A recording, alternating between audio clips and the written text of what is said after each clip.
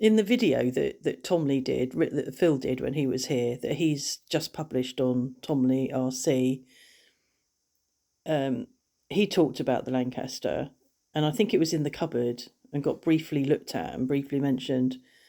And I thought it might be a good idea for you to fetch it out and talk about it, and talk about how long it took you to build and all the things that you did. God, it's so big I can't get it on camera. It's big, isn't it? I've forgotten how big it is. So you could start off saying what scale it is to begin with. It's 1/48 scale, which is a good scale. It's 1/72 is a smaller scale, and they often refer to it as Braille scale. 1/48, like this one, is that bit bigger. It's not overwhelmingly big. It won't, you can build more than one just about in this scale, but it will take. You'll get more detail, so that helps. And this is a Tamiya kit.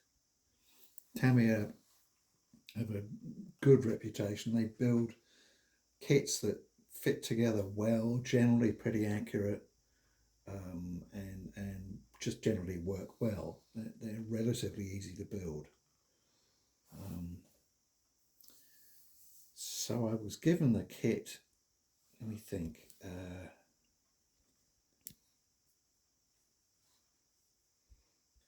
given this kit, 45 years ago, really? Yeah, about that.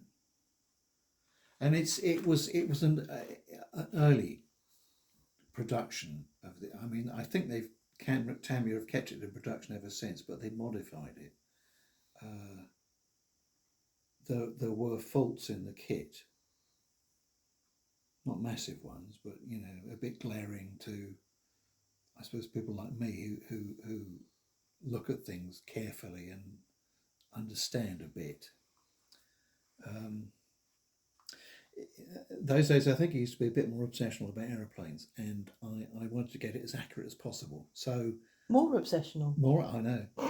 I had to Pardon learn. my mirth. I had to learn how to use an airbrush, which was a new thing to me entirely. Let alone find a decent airbrush that I could work well. I also wrote to the RAF Museum at Hendon because they have this actual aircraft there, not just a Lancaster, this same Lancaster, the same serial number, that's the identity, R5868, to ask permission to go inside. And they gave it me. I had to go early, I think before their usual opening time or something. And they let me climb inside it, and I just wandered around inside it completely solo, which is fantastic. I'm sure you couldn't do that now. So you wandered around. So I went round inside it. I had my 110 camera with me. 110. Which, was quite good for, and I took a tape measure and I looked at things and did sketches and took measurements of things and photographs of the interior so I could work on the interior, which was fantastic looking back. Lots of, I doubt you could do that now. The actual aircraft at Hendon is now propped up at that flying angle, so you need a bloody good ladder to climb inside in the first place. But one of the most glaring things to me was that the bomb aimer's blister is the early type. It's relatively shallow. Later Lancasters had a more prominent blister. Now I believe the latest Tamiya Lancaster kits have got this. They've corrected it, but for the model they gave you this shallow blister, but they gave you much later markings, POS, which is how it's marked in Hendon, Squadron markings, and you can also buy a leaflet at Hendon that gives you a history of this exact aircraft. And this aircraft was refurbished. I can't remember when, sort of midway, 2/3 of the way through its flying career. And when it was refurbished, they put the more blister in, and by then it certainly had the POS marking. So given that this was the only one I'd got, I had to go for an earlier version when it was serving in a different squadron with different markings. So most of the markings, these roundels, that one, the squadron markings, are airbrushed. I used, Really? I cut my own masking and airbrushed them in. Why? So well, because A, because it looks better, and B, because I don't think at the time you could get OLQ markings. And you did that. You said that when you got this, you had to teach yourself to airbrush. Yeah. But these markings would have gone on much later, wouldn't they? Because you didn't. You had this. How long? 40 odd years. Oh, it took me nearly 40 odd years to build. No, it didn't take you 40 years, did it? No, it didn't take you 40 years. Well, You've had it 40 years. It took you 20 odd years because you finished it when we were first together. You blamed me. I didn't blame Yes, you did. You assumed I was blaming you. But the real reason that you didn't get to finish it was because life got complicated and there wasn't anywhere for you to put it. And working shifts in NHS psychiatry and all that stuff. It wasn't my fault at all. No. But so what I mean is these markings would have been done after you'd learnt to airbrush and after several years of working with an airbrush. Yeah. Okay. And I think I probably mixed the shades of green and brown because there isn't much contrast. It was how apparently they were. My father said the contrasts weren't very strong. I had to. It comes with, I think, 2 aircrew. You get a pilot figure, and you get a ground crew, and I think that was it. To turn it so I can perhaps zoom in on the pilot because I can't get an angle on it. Steady. I know. Not like that. A bit more. And at the time, 1/48 being a rather new scale, the only 1/48 figures I could find were German infantrymen. So I added more crew, gunners, and a flight engineer. This pilot Yeah. looks like a painting on this camera. It doesn't look like a 3D. Have a look. Can you move back? Can you see? Yeah. It doesn't look like a 3D person at all. So the rest of the crew are modified German infantry figures, though you don't see them very much, of course. What else? What are these markings on the side? Those hand painted. Those were the markings in its earlier form. I think this was a Pathfinder squadron. I think Australian, and those are bomb mission markings, and the individual marking is the devil figure, which I hand painted. Devils of the Air, I think it was called. They called it. And then other odd details like you can probably barely see them. Underneath these barrels, there is 2 tiny little stubby things that look like, I don't know, pins, I suppose. Those are rollers on the real thing that roll round this fairing around the turret that prevent the turret from firing when it's pointing at the fins or the rear. The rear turret. Wait for me to come round.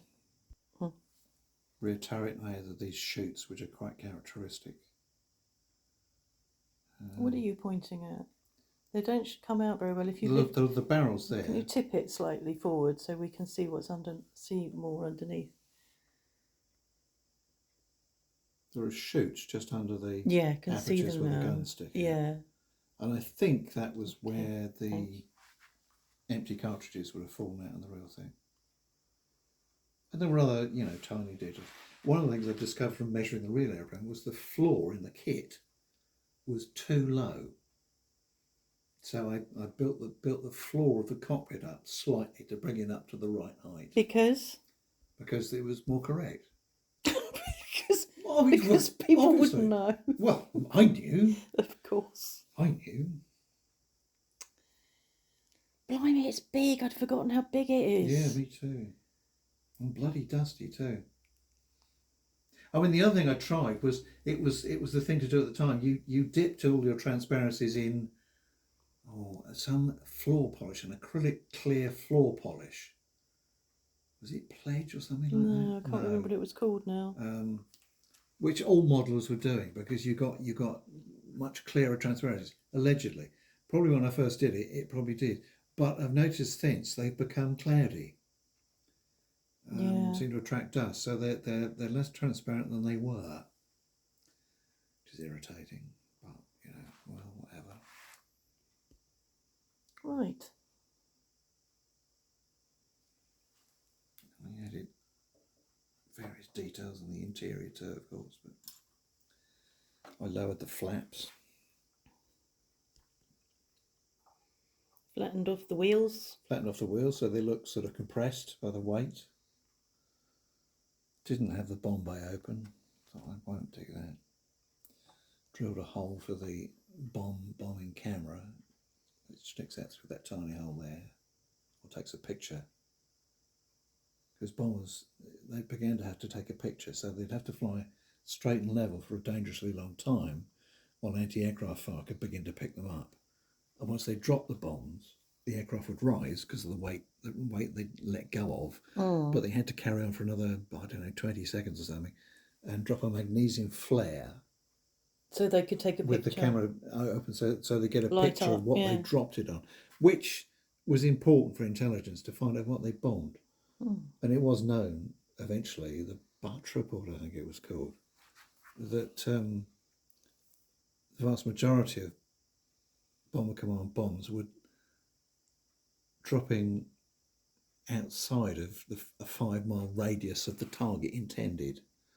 Something like 10-15% would be within 5 miles, which shocked everybody at the time. But they did begin to get rather more accurate gradually. What's this bit?